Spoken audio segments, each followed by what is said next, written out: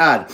I always start with the same kind of just like thorough confusion is how I start these things every time. I'm supposed to be looking over there. Can I flip it now? If I flip it now, it'll say, you can't turn this while we're streaming. So let me drink coffee while people arrive. Dum, dum, dum. Oh, you know what? I'm going to get that mic issue thing too. All right, wait a second. Hang on. Let me do this. Hello, everybody. Was it a weird blank screen of frozenness or something? You've been missing my streams, Amaya. It's because it's nice and late. Nice Sunday. A lovely Sunday. We had the best Sunday, I got to say. So first off, Bird to Learn, 35 minutes. 35 minutes. Nice try, David. 25 minutes. 35 minutes is for grown-ups. I did 25 minutes. No, I guess I did 30. I did because it was 2:15. So yeah, so I did 30 minutes today. 15 minutes forward and 15 minutes Mick Jagger, as I call it. That's the walking backwards, because apparently it's really good for your bottom. Apparently you get a fantastic Mick Jagger bottom if you walk backwards. So that's what I've been doing, the backwards one. It also just changes things a little bit for my knees and joints and stuff. So it's not quite the same repetition for 30 minutes. I'm beginning to get a few little sharp little aches and pains and stuff. I'm a little concerned that maybe the elliptical needs some, or maybe I need some maintenance, or maybe I need to look at some way of configuring the elliptical differently, but we'll see. Thank you, Mary Lou. It's very good. Stop looking at my bottom, Mary Lou. You make me very uncomfortable. Hope everyone's doing well. I hope so too. Dorte, hello. Evening from Glasgow from Claire Ann. Ivan, beard's filling up. I know it's true. Who's going to hate it? There you go. Zafu, I knew you would. Welcome back. It's still here. Look. Ooh.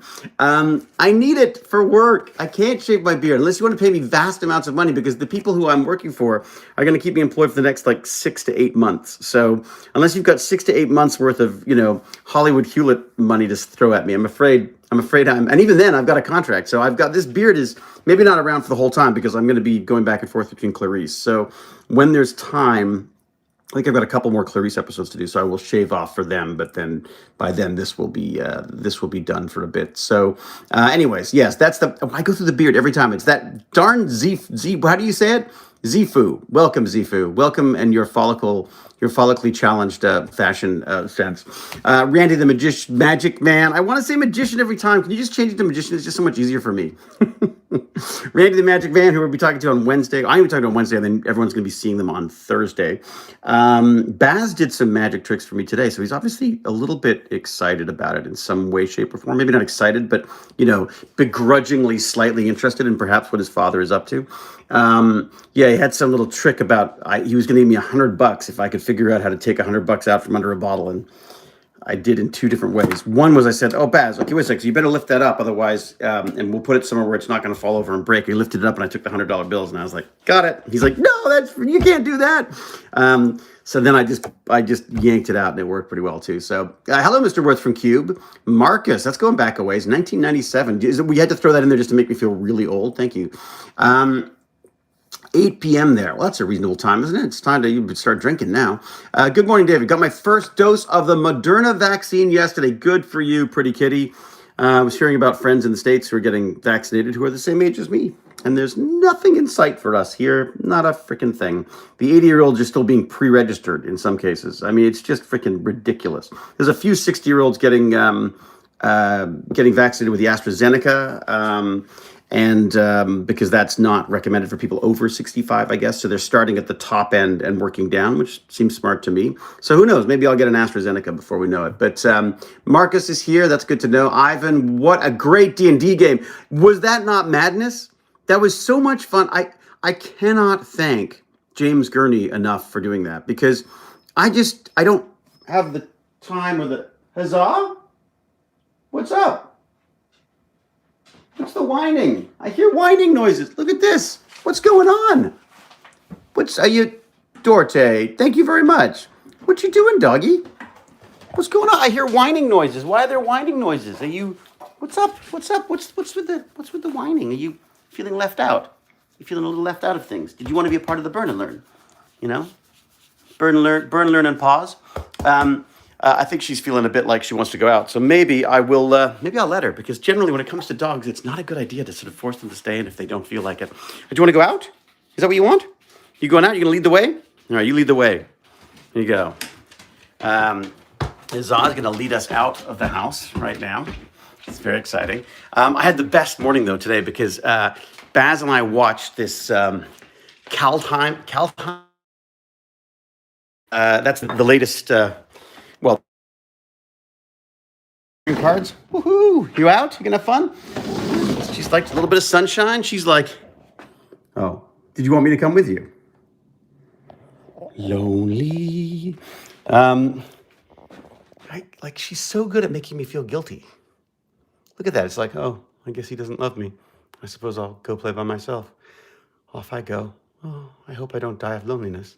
Anyways, so that's my dog. Not demanding at all. So yes, we watched Game Nights, which we love. Command Zone, I guess, on Twitter. But it's called Game Nights, and it's just always really, really fun to watch them play. And it's a great way to get a sense of the cards. It overwhelms me a bit because there's just so much information. But at the same time, it's just fun to watch them play. They're fun. They're just fun guys. They're obviously good at the game. They're good at explaining it. They'll stop every so often and go like, okay, let's back up. Let me tell you what happened there. That was really cool.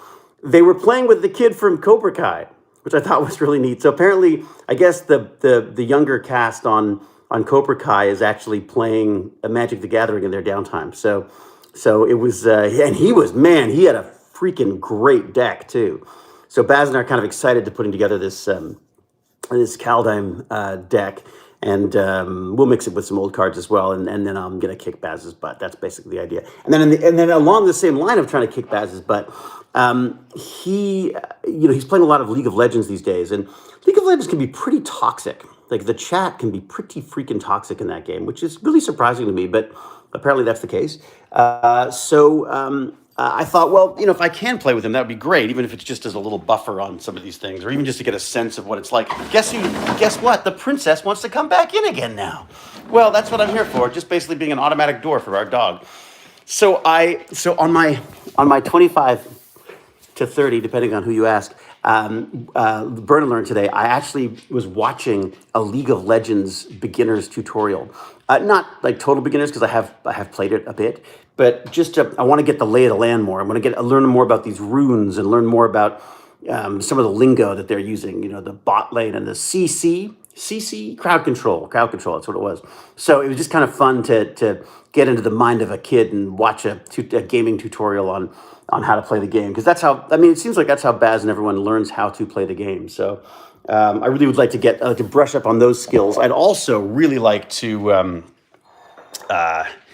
do some more Magic the Gathering. So those are just two things it's Sunday. It's like a good day for it. Of course, I'm also supposed to be learning my lines, because I have some filming tomorrow. I don't have a lot to do tomorrow, but we do get to have some fun.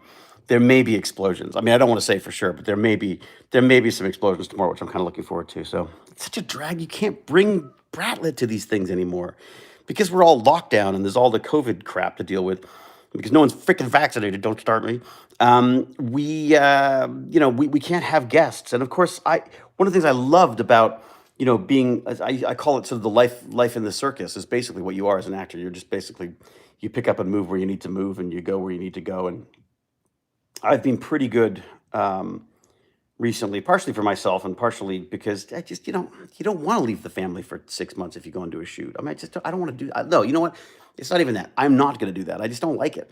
Eventually, Baz will get old enough that he won't want me around anyway. So then that's fine, and I can do it. But right now, it just feels, unless I can bring the kid with me, and why would you want to, Jane and Baz, and Jane's got her own career going with all the film stuff, and she's so excited about that. She's doing, I gotta say, I know I'm her husband and all, but she's doing such a freaking great job of this. Like the stuff she's had to put up with, the stuff she's juggling, the different egos and personalities and business stuff and tax stuff and funding stuff. I do not know how she does it. I was like, come join me in the easy breezy world of YouTube and Twitch, where you could just stream. Because I truly like this. As I say, this is like right now, this is my kingdom. I love this right now. Absolutely love it. So all right, let me go in. Space Engineers is cool. Yes, Space Engineers. A lot of people have been trying to get me to play Space Engineers. Baz has mentioned this one called like Surviving Mars or something. I was talking to Father Ballister the other day, and he was saying that he's going to pick up on No Man's Sky again now that it's sort of they've I think they've upped their content a bit, so there's some better stuff to play with. Mm. Oh, coffee, coffee, coffee, coffee, coffee, coffee. I do love my coffee. All hail King Dave, King Hewlett. Oh, very good. Thank you, Fox Girl. The reality is, I'm no king, but I'll tell you, the mutt is a princess. She is, I call her Principessa because she's just, I mean, it's all about her all the time, basically. I'll get a paw in a second if she feels like she wants some attention. Or Lady Marmalade is the other one because she will not. You make a piece of toast, that dog is all over you for it. It's just extraordinary. I don't know what it is. It's something about like marmalade on toast. Just like she just gets so excited about that. She definitely seems rather restless. I think you're dying for a walk, aren't you? Mummy's have to take you out later. Yeah, that's the plan. She's gonna go see some friends. That's what I'm told. Yeah, that's what I'm told. Here, you can see the other side of this argument. So she's like, yeah, no, it's true. We're gonna go out soon, and then it'll be great, won't it? Isn't it fun? Look me in the eyes. Come on, look at me. Look at me. Come on. There you go. Who's your favorite person on the whole planet? Right here, right? I'm not taking with her at all, by the way. I didn't want this dog and still don't, obviously.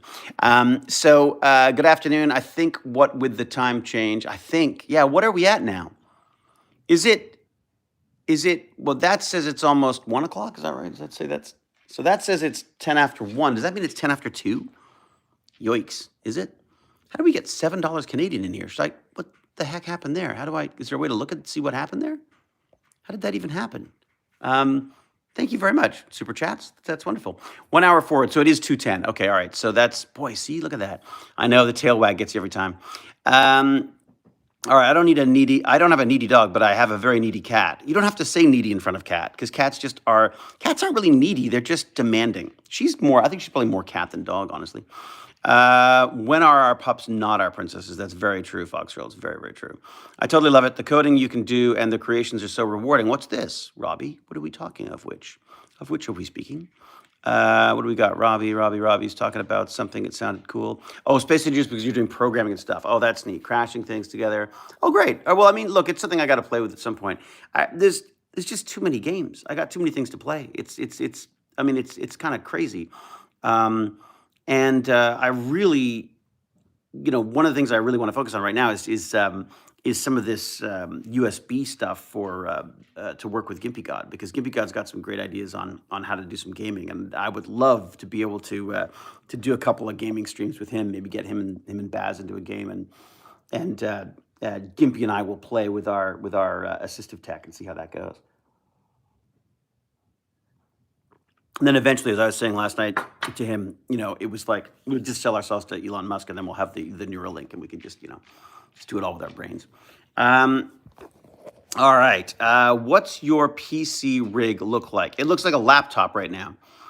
Dark Fantasy. We have a nice PC that was immediately stolen from me by my son. I made like a VR rig about, I guess almost 5 years ago now. We built a rig. I think there's a video somewhere in here about it.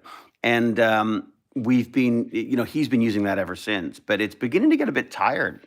He's got a hankering for a new 30 series GPU, I think. I have a 2070 Super, but the laptop version of it in a nice little Republica Gaming ROG. What are they called? Whoever makes those things. I got a crazy deal on it. It was like one of those I guess they were trying to get rid of them all before the 3080 ones came in. So I just thought, you know what? I need something for now, and I got it. The weird thing, of course, being that the power supply is supply is basically heavier than the laptop, which is like crazy. But I got to say, it's a very, very, it's a sweet little machine. I got to say, it moves. It really moves. I can't wait to do some. I haven't really done much with it at this point, but boy, will I ever. All right, coffee. MTG Arena, I'm assuming. Also sent an email about VR learning. Thank you, Moof. I did see something about VR learning in there. There's a bunch of stuff that's come in I got to wade through. Given you mentioned it, what are your thoughts on Neuralink? If it was safe, would you have the surgery for a computer-brain interface? I don't think right now. I don't think we're there yet, Johnny. I think if it was something that was instrumental to to my movement. I think I would certainly consider it. I mean, as a way of, but I think right now, as sort of a body mod thing, I don't know that it's. I'm not sure that I feel confident that it's at the right stage for that. Also, here's the other thing: is like I just bought a laptop, and I'm already got envy of other people's laptops. What's it going to be like when you've got it in your brain? When you go like, oh man, if only I had the other sensor that's out next month, because that's going to be so much faster and have way more control and stuff. So that's part of it. I guess if you can upgrade, you can upgrade. Look, I love the idea of it, and I think I'm more and more I'm seeing these all of these sort of workarounds trying to get our brains to think they're somewhere else, and they're doing it with shoving things in our ears and shoving things in our eyes and up our noses and all sorts of stuff and putting silly suits on and all of that. The reality is, in my mind, if you truly want an immersive experience, then you basically want to hijack the signals coming and going from the brain, right? I mean, there's nothing nothing is going to allow you to have a truly immersive experience until it basically either hardwired or has some kind of a connection that allows you to basically sort of hijack those signals. I mean, I suppose that sounds a bit scary. I think anything that is invasive, like Neuralink, is going to freak people out. People are scared of needles, for God's sake. There are people who question vaccinations. So I mean, I understand that's not going to be work for everybody, but I just think that we are spending so much time and money trying to make our eyes think that they're seeing things when the reality is, I feel like we're too far down the pipeline for it. If there was a way to somehow, just replace or potentially, temporarily replace what you're getting from your eyes, in a digital sense, then God, the problem solved right there, with minimal electricity, with minimal power requirements. I mean, I feel like that's what we should be doing if we think that's where things are going to go. The reality is our brains can't keep up with the amount of data and information that we're getting on a daily basis. Like we can't. I mean, especially even I, the brilliant David, even the brilliant previously Stargate Rodney McKay can't keep up with this stuff. I, I struggle with focus as at the best of times, as everyone knows from seeing 2 minutes of this stuff. But the reality is, we need technology at this point to manage our lives and our data. We have cell phones not just for communications. We have cell phones that store all of our personal information, that store all of our phone numbers, that store all of our passwords, that basically extend our knowledge, our vocabulary, our understanding of the world, our ability to communicate with other humans, and other computers for that matter.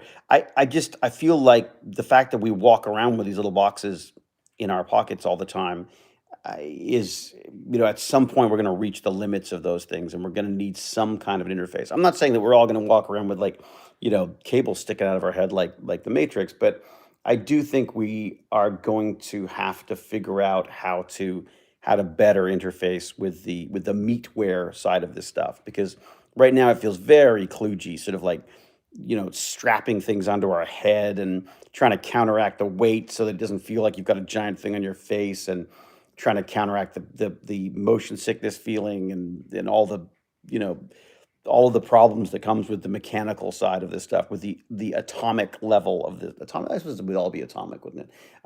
But the idea of getting electrical signals in there is much, much more exciting to me. Much more. That's the brain in the bucket that I've always wanted to be. So, I mean, I think it's part of the appeal to assistive tech for me, is the idea that we at some point will be able to just operate as sort of beings of intelligence. All right. Yes, like the episode of Black Mirror. Yeah, Black Mirror is all the negative side of stuff. This is the thing is, I think that's part of I think there's two things to overcome here with this kind of technology. One of them is just the obvious sort of, whatever the phobias are associated with either invasive technology or the idea of technology taking over. I think that's stuff that's got to be combated before we're going to get any kind of progress on the stuff. The other thing is, I think there's a sanctity to this human body still. I think there's something. I think it's almost like, dare I say, religious or cultural or Maybe it's just something, maybe it's an innate human fear.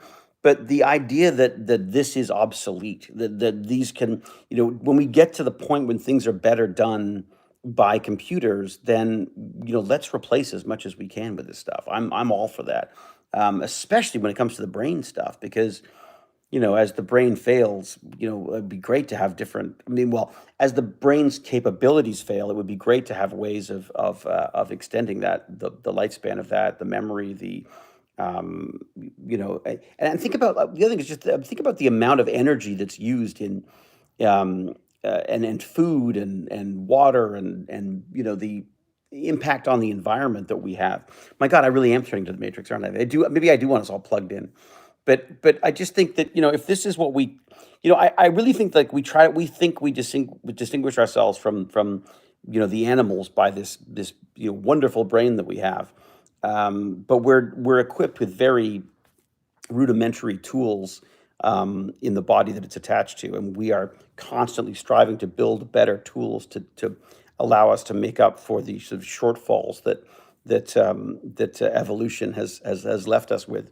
And I think that if the brain is truly where we shine, then that sort of needs to be our focus for all of this stuff.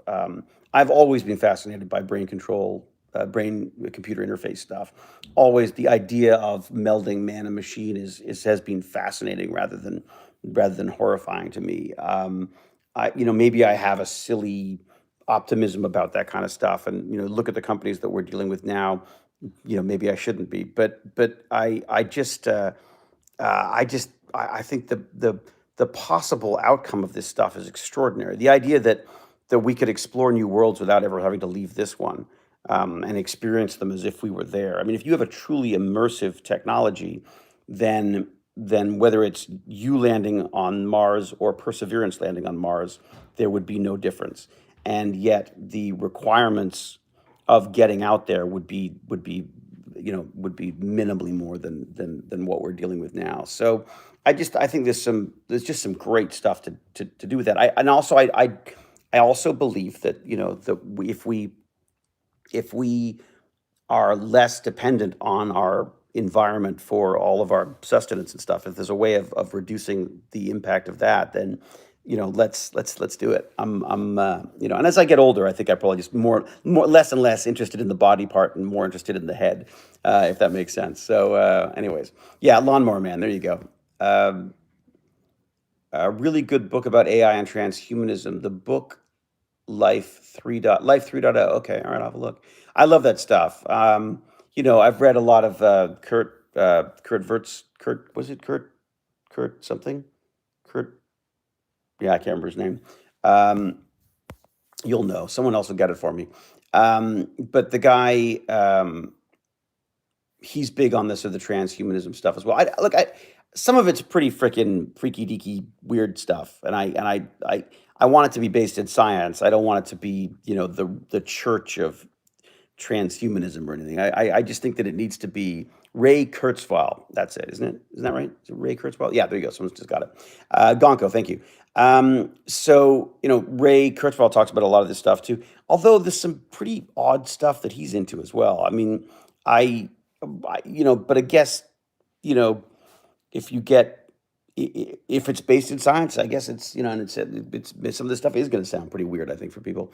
I'm really enjoying X-Files. Oh wow, yeah, X-Files been around for. We used to love that. All right, the problem with AI is that it's not really an AI; it's simple software-driven pattern recognition. Yeah, we don't have artificial intelligence yet. I truly don't think we have that. As you say, it's all really just machine learning. It's more of a buzzword at this point. It's not really making. It's not truly making decisions. It's just using the sort of the learning algorithms, if that makes sense. That's what it seems like to me, anyways. But I mean, we're already seeing an example of AI gone crazy. I'm going to have some more coffee now. Delicious. That was like a little suspense thing. So, I mean, if you look at to me, a perfect example of AI gone crazy, AI gone wild. Very very unsuccessful video series, I'm sure.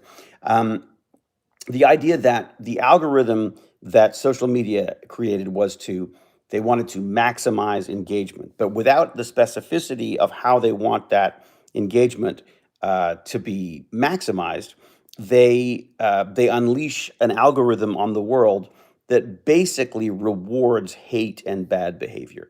So, the Instagrams, the YouTubes, the Twitters, the Facebooks, all of those. I mean, specifically Facebook, I guess, was one of the worst. Although YouTube is very, very bad at it as well, many times. The idea that you're just trying to draw people into more stuff. So the more the more the more you can drag people down rabbit holes, the more you can get them arguing back and forth about stuff. If you don't clarify what kind of engagement if you're looking, no one clarified, "Oh, we want positive engagement. We just want what's the way to maximize the amount of time and energy people will spend on this platform." And we've discovered that yelling at each other is a great way of doing it, and hating each other and undermining each other, and is being rewarded by these algorithms, right? And also this algorithm that just rewards popularity. So like a lot of people are watching this, so it's got to be good. That's just not true.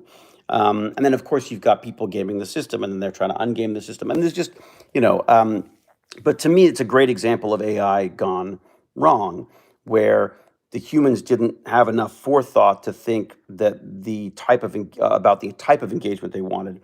They were just using this sort of like clunky mechanical system. Brilliant, absolutely brilliant. I'm not saying it's not, but in the scheme of the human mind, a clunky way of just sucking people in, with sort of just addictive and vindictive material. So, Emperador has leaped into the fray with a question, I'm guessing. David, question today: what do you think about the number 42? You mean life? You mean, what do I think? We already know, don't we? It's the answer to life, the universe, and everything, isn't it? 42 is a great number. I think when we had to do a soccer shirt for Baz when he was very, very young, we wouldn't even let him choose a number. I was horrible. I was a horrible father, and I just chose 42. So I was like, he's like, why? It's like, it doesn't matter. I'll tell you later when you're older. But 42 is your number, damn it. So he was actually 42 for the. 42 was his. I can't remember even what sport it was, because it's sport. I pay so much attention to sport. There you go. Drake's equation. Which is Drake's equation? Which one was Drake's equation?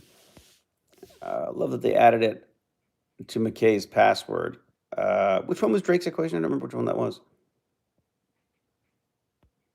Yeah, that's it, planetary wish. I mean, but again, these are the little things you don't think of as a human first time round on this stuff. You just go, "Ooh, it's working, fantastic."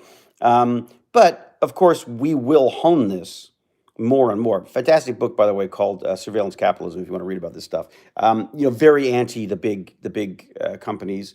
I share some of her sentiments on this, but not all of them. But just a wonderful, heavy read. And she talks about the idea that we've already gone beyond the idea of trying to anticipate what humans are going to do. We're now just at the point where these algorithms are manipulating us into doing things. Perfect example is Instagram. I defy anyone other than maybe the digital Jesuit himself, Father Balser, who's come up with all ways of blocking things. But I defy anyone not to go onto Instagram and not want to buy every second freaking ad that shows up. It is so laser focused on things that would appeal to me, things that I never would have thought of, things I've not seen before, or things that I have seen before, didn't know I could buy them. It is terrifying how sort of laser focused that stuff. I'm trying very hard to stay off. To not go down the rabbit hole on these platforms recently, because it's so easy to go in and find, I want to find that link that Gimpy God showed me, and I go and look for it, and then an hour later you're like, what was that? Oh my God, I never went and looked up that thing I was supposed to look up. There's just so many distractions there, and especially for someone like me who is just so crazy ADHD anyways. I can't imagine what it's like for kids, because there's just too many distractions. Like even yesterday, I don't think Baz was dual screening on yesterday's D&D, but there's so much going on. They've got online stuff going on. They've got offline stuff going on. They've got chatting on screen. They've got chatting on their phones. They've got, notifications going. I mean, it's exhausting. This morning I forgot to I forgot to charge my phone last night. So I thought, oh, I'll leave it plugged in and I'll get on with my day. And the silence, like this weird, not like a physical silence, not like an audible silence. For that, I just take my hearing aids out, which I have. I actually do have them out right now. Um, I don't want to get them all sweaty. But this sort of this digital silence is kind of wonderful, where you suddenly go, "Oh my God!" Like I don't feel like I'm missing out on something, or that there's something I should be reading right now. Or it's just kind of nice to do that. Every so often, when I walk the dog, I will not listen to a podcast, or I will not catch up on news, or any of that stuff, and I'll just walk around with the dog. And it's weird to be sort of. It's so rare that we find ourselves in the moment and able to actually sort of just process our thoughts as they come up. I don't do it for long, obviously, because I go back to the podcast because God knows there's too many things going on in my head. But it is really nice to just sometimes just focus on the here and the now. I know that sounds very sort of obvious and very hippie again, but I think it might be important because I think that might help with creativity. I think if you've constantly got noise coming in at you from things like me, if you're constantly got me in your ear nattering away, then I think there's a fear that you might not take the time to create or to think your own projects and stuff through. It's very easy to just focus on living vicarious through other people's stuff. It's important to sort of, I think, step back every so often and go like, okay, what's just me? What am I doing here? And what do? I go online and I talk to you. There you go. I try to distract you with my own stuff. I've avoided social media for the last few days, except for YouTube and no mainstream media for you. Really? Oh wow. Okay. I mean, you know, hearing aids may be helpful for auditory processing disorder, which is similar to ADHD in symptoms. Oh, that's interesting. I've definitely noticed, I mean, getting used to the hearing aids is difficult because of I am picking up noises that I wouldn't normally have picked up on, and I'm getting distracted a lot. So Austria, Black Razor, fantastic. Well, welcome. Um, the auditory processing thing is interesting, though. Interesting. Um, I've been looking at. Anyone find anything out about hearing aids? By the way, I got some great emails from people. A couple people I already know. Apparently, are actually their partners or whoever are working in the industry. So I might follow up on some of that. I'm like I say, I don't understand why these things are so freaking expensive. It feels like a bit of a monopoly to me. It feels a bit sort of like big pharma, if that makes sense. I was the opposite. If I paint, I have good old classical music playing, and I paint for better because of it. Oh, get what games? Interesting. I've always struggled with classical music. I don't. It's very very little that classical music that I actually like. But I do like EDM. I do like electronic dance music, and so if I can find good DJ stuff that isn't too vocal, there isn't too many vocals involved. Vocal? I don't know. My voice just changed. I'm a teenager, and that I find great for work, if that makes sense. Okay, I found the mentions of. Sorry, what do we got? I missed. Boy, this all of a sudden everyone's chatting away. I found the mentions of. Right. Do hearing aids do any processing? Yes. Yeah, they are. Yeah, they are. They are. No, I think there's a certain amount of. Yeah, there's signal processing for sure in there. Obviously, there's noise cancellation. They're picking up. They have to pick up what's happening incredibly quickly and get it into your ears so that there's not an echo. So it is very very very quick processing. So I imagine they are probably quite complex and complicated to make. My issue is just the clarity of some of them. Like it seems okay for picking up the general surround. It seems to work very well in a hearing aid situation, but as soon as you start tying them in with the iPhone, I find they fall apart. I mean, the connectivity of the Bluetooth is nowhere near as good as it is on regular headphones. The quality of the audio is crap because, of course, it's designed to deal with what's going on outside, not music and uh, podcasts and stuff. But the funny thing is, it has a setting for using the phone. So you stream stuff to the phone, and then I will put it on the setting for streaming to the phone, and it's just not. I'm again unimpressed. So I gotta go. Get out of here, Candy. Good to see you. Thanks for coming by. Happy Mother's. Oh, what Mother's Day? Who does Mother's Day today? When's is it Mother's Day? Where in North America? No, is it Mother's Day today? It's not, is it? When's Mother's Day? Oh, in the UK. Oh, thank God. Okay, but does that mean I'm supposed to have done it for Jane today? She's British. No, we're in Canada. I'm sticking to that. I guess I better call my mom though. Oh, for God's sake, why can't we all just agree on a damn day for Mother's Day? Okay, all right. Now I feel all guilty. I'm flushing in nervousness. There you go, Jim the Evo. There's the man. I was singing his praises just earlier. Jim, if you missed it, I was telling everyone that how wonderful you are for doing the Dungeon Master stuff. That was just great last night. Yesterday. I just your patience and your creativity is much appreciated. It's kind of wonderful. Global communication gone wrong. Yeah, let's just all agree on time zones, and then let's all agree on Mother's Day and my birthday. We could just all celebrate my birthday. That's easy. It's just the 18th. April 18th. Just everyone just shuts down and parties, right? All right. God, I miss Dr. McKay. You and me both. SCP-0001. I miss him too very, very much. D. Hewlett Mother's Day fail. It's not a Mother's Day fail, Elizabeth. Don't you be passing that around. It's just UK. Wait a second. How far ahead are we? Oh, shoot. The UK is like 8 hours ahead, isn't it? Anyone in the UK right now? It's Pi Day today. 3.1415. Yeah, whatever. Yeah, I'm not going to try. There was a time I used to know a lot of those digits. I like the pi with the pi cut into it, if that makes sense. Like the symbol of pi in the pi. I thought that was kind of cute. It is 6:35 there. Okay, so it's not too late. I can call my mummy. All right. Very good, very good. And how are things in the UK for everybody? I don't miss Rodney, but that's because he was always David. Well put, Johnny. Lucretia, Arkansas. Arkansas is not in the UK, just to be very clear. 7:34 in Austria. 7:35 in Venice. Oh, I've never been to Venice. Germany here, not UK. 7:35 or 19:35. What do we got? Absolute favorite episodes were with you and your sister. Pure acting gold. Darn right. She's a talented little one, that one. I taught her everything she knows, just so you know. Kingston, Ontario, 2:30. Very good. Visit Venice before it's underwater. Yeah, no kidding. The only Venice I've seen is Don't Look Now, which terrified me. So that now Venice is terrifying to me.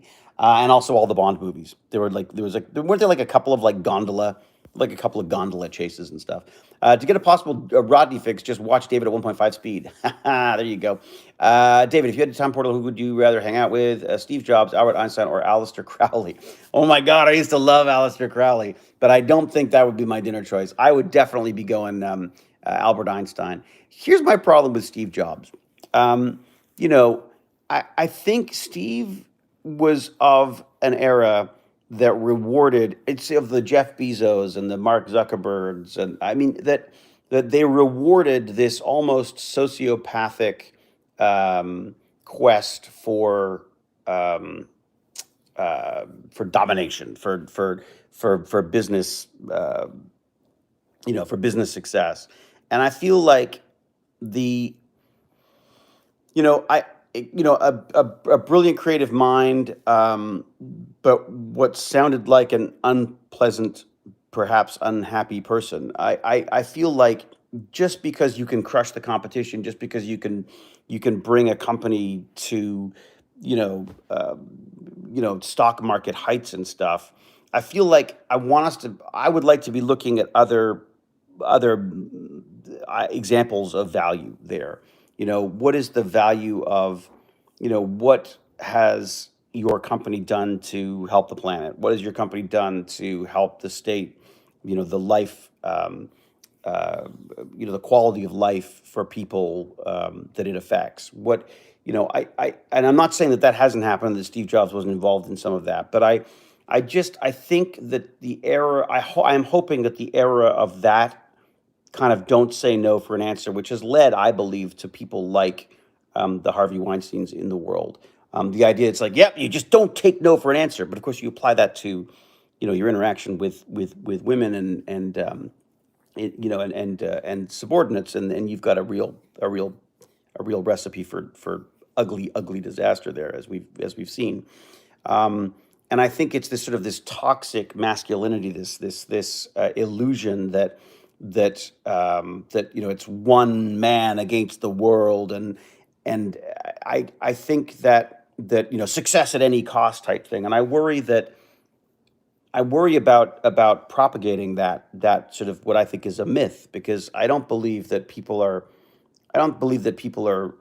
born brilliant or stupid or anything. I think the whole point here is that you find your niche, and you develop that niche, and you find the things that you love doing, whether you're good at them or not.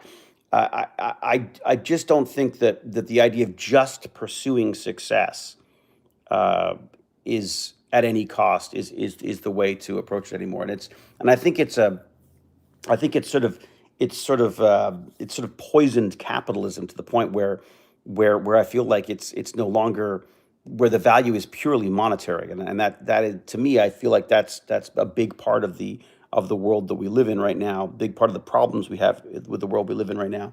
Whereas if a company was valued by, if a company was valued by the the the education of its employees' kids, by the quality of the life that its employees are living, and the quality of the life in the areas surrounding their factories, or their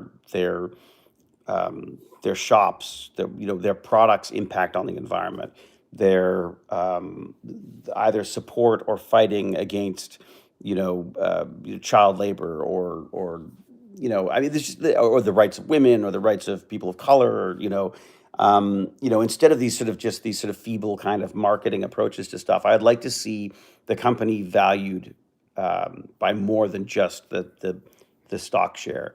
Um, it's like the gross national product. Who gives a crap? You know what I mean? Like, if your country's on fire with, like, with like racism and violence and lack of education and food and healthcare and shelter for its people, who gives a crap at how much profit the country is generating over time? I think I feel like that's becoming more and more important now. And I don't mean this in a political sense. I mean, I feel like this on a planetary sense, if that makes sense. The DNW, thank you very much. I got my glasses on. It's true, DNW. So I can actually say thank you to you. So thank you. Um, but I feel like, uh, yeah, I mean, I'm not saying people shouldn't take great pride or great focus in what they do, but I think you want to be careful, like the algorithm we were just talking about, that the focus is on something that you understand what the outcome of that is, that you understand what it is you're working towards, with everything. And I think this is a product of getting older. I think it's a product of having a son. Um, the kid teaches me stuff all the time. I mean, the other day, I'm sort of haunted by the other day, where we were doing a Twitch stream, and I was just like, I was dishing out the gossip on, and my distrust and dislike for the royal family, or the concept of the royal family. And he's like, Dad, you didn't see the interview. You can't talk to this. You're just spreading gossip that you don't know the. And I was like, God, he's absolutely right. It's totally true. Um, this is my opinion. I'm spewing out my opinion without backing it up with specifics. I still don't like the royal family. Just to be very clear, not that I don't like them specifically as people. I just don't like it as a concept. It really bothers me. This sort of class, like, upper class, lower class. Ugh, I hate all that stuff. Anyways, point being, he was completely right, and the kids over and over and over again, uh, doing the tech bandit stuff is really is I'm like, I get schooled all the time by these kids. It's amazing. There's one that Wolf Pup brought up the other day. This video on fear, and I was like, oh yeah, yeah, Vsauce. I've seen Vsauce before. I was like, whatever, kid, that's great. Yeah, I'll have a look. And I looked at it, and I was like, oh my god, this is really good. It's like a 35-minute video on how fear works, and its purpose and its and the mechanics of it. And Baz and I sat down and watched that. It was like really, it's really fun, really informative, and I wouldn't have pursued. I wouldn't have gone down that rabbit hole if it hadn't been for one of my tech bandits. I think it's just so important to be open to new ideas and new perspectives on this stuff. And I think we underestimate our kids a lot. Um, they have access to the entire collective knowledge of the human race. I mean, like they're making decisions, and if they're interested in stuff, they have all of the resources they need to become incredibly proficient at this stuff very, very quickly. Um, and I think we got to stop treating them like kids and start treating them like, like the future, the future brilliant minds that we're going to need to drag us out of the mess we've already made. If that makes sense. Oh my God, I'm getting oh my God, so much pontification today. I'm sorry. This is sounding like a freaking lecture, isn't it? I lived in fear for years. Now I react to fear with pure anger and sometimes rage. My brain can't feel fear as it converts to anger in an instant. Interesting, Robbie Goldman. So one of the people they were talking about on this fear video series does not have a fear. It's the same thing, where she and her identity had to be protected because she can be taken advantage of so easily because of this. But she has no fear. And I believe it's some kind of I believe her like amygdala is either damaged or didn't form properly or something. So she just doesn't have that fear response. And you should watch the series, but spoiler alert, don't listen to this if you want to watch the video. But the idea that he was looking for a universal fear, like what is a universal that will appeal, that could truly terrify anybody, no matter where they came from, no matter their race, no matter their age, no matter their physical abilities, whether they're blind, whether they're deaf. What is the ultimate fear? And it turns out it's high levels of CO2 in your bloodstream. Which is just horrible thought that basically suffocation is this universal fear. So that's great. I've got that to worry about now. The unknown is a common one. Yeah, Gaminator. Look at this video. It's really cool. He likens it to a web in the brain, and that there's like a spider that's wandering around collecting. That there's a number of specific fears that we have, all relating back to the possibility of to mortality, basically to dying, and how our brain makes the connections between different things and that sort of primal fear of dying. So because again, the fear of death you would think is universal, but it's not, because there are people who commit suicide because there's obviously stuff that they're more fearful of in life than the prospect of death, which is very sad, obviously. And there's also people who get to a certain age where they're like, no, I'm ready for this. I'm sure I will get there. I'm sure I will get there. Anyways, we'll definitely look this video up. Neuroscience is my jam. Oh, well, then Dramatic Impulse. Then check it out. It's Vsauce. You just look up Vsauce, like Ultimate Fear or something like that, or just look up Vsauce Fear. You will find it. He is fantastic, and they've done a great job making it fun and silly and movie-like in its context. But again, in its context, in the way it's been made, the way they've made the video is beautiful. And this comes back to the other point about the education thing that I've talked about in the past, where I was like, why on earth aren't we using these tools in schools better? Tools in schools. There you go. That'll be my new thing. I'll start on the tools in schools. But the idea that, like, if you want to learn about this stuff, there are better versions of it on YouTube than there ever will be. In many cases, ever will be, or many cases. They're two very different things, David. I think it would be very unlikely that you were going to find teachers who are as well equipped to teach some of this stuff as people who have made very well-researched, well-produced videos on like YouTube or other platforms, but specifically YouTube. And I feel like the school system, certainly here, is not using that to its maximum advantage. And the advantage that I see to these things is that they are far more inspiring, far more exciting than the very sort of boring sort of drudgery of of school books and the whole sort of lecture process at school. So my hope with the Tech Bandits, as always, is to find these little lights, the kindling there to get the kids excited enough to go and look at it. And I think it's fair to say that Baz plowed through that entire 36-minute video on fear with me, and and I think really, yeah. I mean, I think it again, would it be something that they would choose? Probably not. Sorry, I'm trying to get my. I have got these. I got slippers, but I always walk on the back of them. So my wife would kill me. But so I step on the back of them, like, so that I turn them into slippers basically without like slip-ons. So I was just putting them over my feet properly, because when I go upstairs, I want to make sure that I don't get in trouble for wrecking my nice shoes.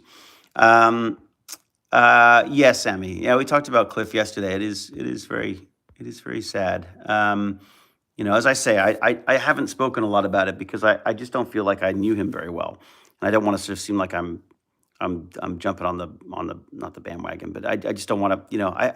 I think sometimes social media can get a bit.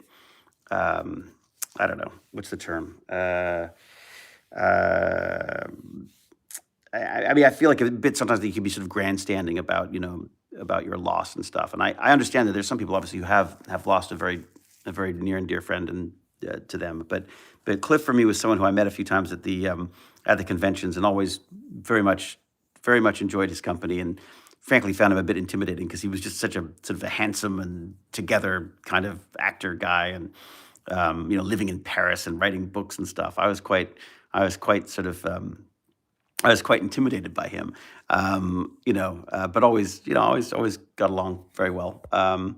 DNW again. Social media can just get straight up whack, bro. No, it's no kidding, isn't it? I mean, but this is the thing: is I feel like there's like, when do you step in on that stuff? I get very uncomfortable. Like, you want to give. I don't know, like, perfect example is my uncle. So I haven't seen my uncle for a very long time, when he died of COVID a little while back. And I just wanted to celebrate him. I wanted to say something to everybody because, he's someone else. He was an actor too. I mean, I think if he had his life to do all over again, he would have just acted. But instead, he was of a generation that you had to get a real job, and that wasn't a real job. And he had a very, very controlling father as well. Who, again, just at that era, didn't believe that you went off and became an actor. You went off and did something important in your life, like become a doctor. So that's what he did. He became a very well-renowned psychiatrist. But again, you don't do it so people go like, "Oh, I'm so sorry, please." I mean, I suppose you can do it for that, but for me, I just felt like I have a forum. So if I can give him a little credit, I'd like to do that. So that's the idea behind that. There are other times where I just feel like, I guess maybe it's just you see these names come up sometimes, and you lose people, and it does have an impact on you. And I guess you just want to voice that. But I do worry sometimes it just gets a bit like, it becomes this frenzy of sadness, if that makes sense. And I think it can be a bit, I don't know, it can be a bit sort of self-feeding on this stuff. It is absolutely tragic, what happened to him. I can't believe, like, in the middle of a pandemic, of course, you always assume that that's going to be what gets someone like Cliff. But the idea that it was like, an extreme sport, I guess it's an extreme sport. Is kite surfing an extreme sport? I don't even know. But just the idea of like dying in an accident like that in the middle of a pandemic, there's something so sad about the idea that, it's just among so many tragic deaths, to have yet another one is just horrible. Anyways, as I say, I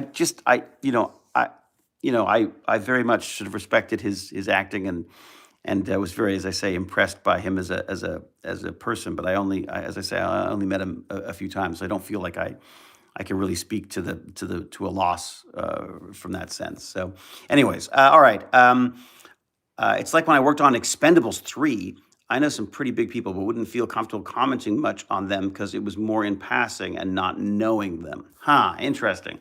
Well, that's it. I mean, there's the name dropping thing. Look, I love name dropping. I'm wearing a freaking Guillermo del Toro shirt, for God's sake. I love name dropping. You know, but in a way, I think there's sort of a fan. Nope, it's not fan anymore, is it? It's enthusiast. There's an enthusiast thing. Like, I am a Guillermo del Toro enthusiast. I was before I met him. I am even more now that I've actually worked with him. So I think there's an element of that. But look, here's the reality.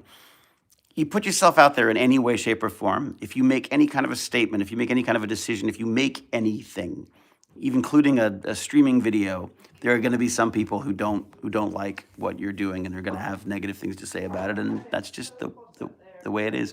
All right, I hear movement. I should move on myself. I've got a family to contend with, so I will say a fair and adieu, and we'll talk. Look, so Monday and Tuesday I'm filming. I've got sort of horribly early calls on Monday and Tuesday, so because there's a lot of makeup stuff to do for me. It's really cool. Normally, I don't like prosthetics. I'm kind of digging these ones, I got to say. Like, normally I don't like doing jobs that have prosthetics. This is kind of a fun exception, and I'll leave it at that. So Monday and Tuesday I'm working. I probably will not have time for Burn and Learns, but we'll see. If I get up early enough, I will. Or if I'm home early enough, I will attempt to do it. Though I'm not going to say that because who knows? I'm not going to make any. I'm not making no promises. But either way, I will certainly be trying to get some exercise in. So I will see you at some point next week, and I will also. Tech Bandits probably Tuesday, Wednesday, and Thursday. I'm hoping to do Tuesday, Wednesday, and Thursday next week for some form of tech banditry. Wednesday, I'm going to have a chat with Randy, the Magic Man, and talk about some illusions that he's got set up for us. And then Thursday, we'll sort of present them to the Tech Bandit kids and go from there. Wednesday, I'm also going to do an art stream with Jack Jasper, the fabulously talented Jack Jasper. So go check him out. Always go see what James R. Gurney is doing over on Twitch, or Jim the Evo here on YouTube. I don't know if he's posting on YouTube as well now. He's got some great old videos from his old virus days. And now go mark those book reports. Very good, Beaver and Mick. Look, everybody, I will say be safe, be kind, be brilliant, and until we geek again, cheerio and huzzah!